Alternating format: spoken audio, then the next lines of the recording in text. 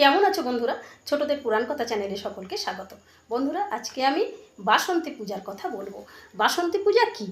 বাসন্তী পূজা আসলে দেবী দুর্গার প্রাচীন রূপ।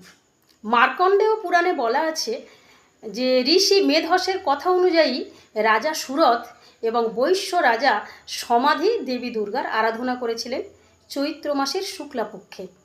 এই সময় যেহেতু বসন্তকাল, আর এই বসন্তকালে তিনি দেবী মায়ের আরাধনা করেছিলেন, তাই দুর্গাপূজার এই নামটিকে বলা হয় বাসন্তী পূজা।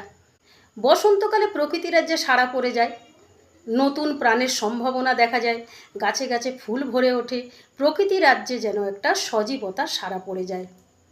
দেবী শক্তির সঙ্গে প্রকৃতি রাজ্যের একটা মিল খুঁজে পাওয়া যায়। তৎকালীন সময়ে হিন্দুরা মনে করেছিলেন যে এই সময়ে যদি পূজা হয় তাহলে দেবী মায়ের আশীর্বাদে মানুষের জীবনে সুখ সমৃদ্ধি ভরে উঠবে। পরবর্তীকালে রামচন্দ্র শরৎকালে এই পূজাটি করেছিলেন, যেটা আমরা শারদীয়া উৎসব বলে থাকি।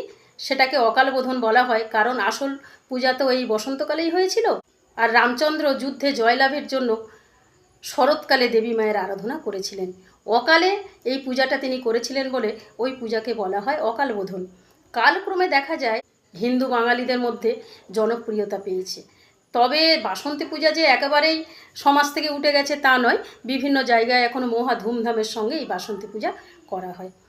বন্ধুরা, আজকের এই পর্যন্ত।